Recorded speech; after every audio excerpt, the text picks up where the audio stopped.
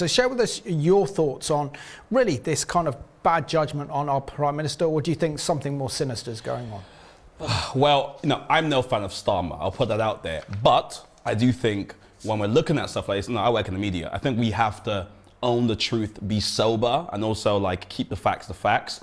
The truth is, when Mandelson was appointed, no major British newspaper published any big editorial calling for it not to happen. None of them did that. No political leader of any of the major parties said that, hey, this should not happen, right? So, in fact, I seem to remember one man saying that Mandelson's really smart and he'll do very, very well. So they all said this whilst knowing full well that it was in the public record, Mandelson's relationship with Epstein.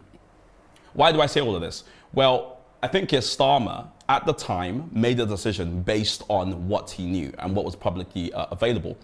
The problem with crises and scandals isn't normally the issue, it's the cover-up that happens after. It's the attempts to obfuscate and to cover this and to cover that. And unfortunately, what we've seen is different Labour leaders, sort of on the front bench, salivating, licking their lips, going, when's it my turn? Can I mount a good leadership, attempt here? And that's for me what stinks. I think that's what young people look at and go, it's all well and good making a mistake and having an error of judgment, but when you've got all this infighting, this sort of psychodrama where Westminster is looking at itself and everyone's thinking, is this my moment? Is this my time to kind of become a leader?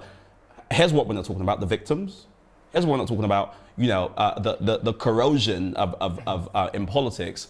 And that, for me, is the bigger issue here, is the signal it sends to the next generation of leaders that don't own up to mistakes, instead only be after your own political sort of fortune. That's the bigger problem for me.